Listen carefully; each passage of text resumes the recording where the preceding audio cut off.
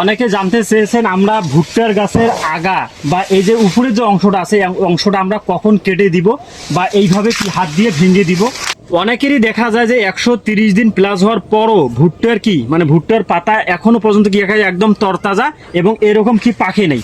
তাইলে আপনারা একটা কাজ করবেন কি জানেন, এই যে ভুট্টাটা আছে এই ভুট্টাটার না এইভাবে এই যে মাথাটার না চুল গিলে দেখবেন যে কিরকম একবার একে কি হয়েছি একে ধুলধুলে হয়ে গেছি। আর এইভাবে একটা টান দিবেন খোসাটাই যে এইভাবে টান দেওয়ার পরে যদি আপনারা দেখেন এই যে বাদামি এবং হলদেটে রং আসছে, এই যে দেখছেন মানে ভুট্টার কি পাক চলছে আমরা গ্রামের ভাষায় বলি।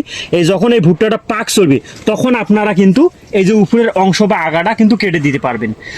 আর যখন আপনারা দেখবেন যে এইখানেও কিন্তু পাকে নাই বা এখনো পাতা তাজা আছে 120 দিন প্লাস বয়স হয়েছে তখনও কিন্তু এই ভুট্টার আগা কিন্তু কি কাটা যাবেন। তখন যদি আপনারা এই ভুট্টার আগা কাটেন দেখবেন কয়েক দিনের ভিতরে কিন্তু এই ভুট্টার গাছ কি হবে মনে করে যান একবার এদিকে হেদিলি পড়বে।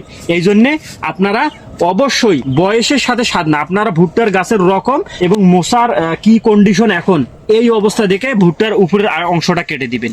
তো আশা করি এই বিষয়টা বুঝতে পারছেন। সবাই ভালো থাকবেন। আসসালামু আলাইকুম।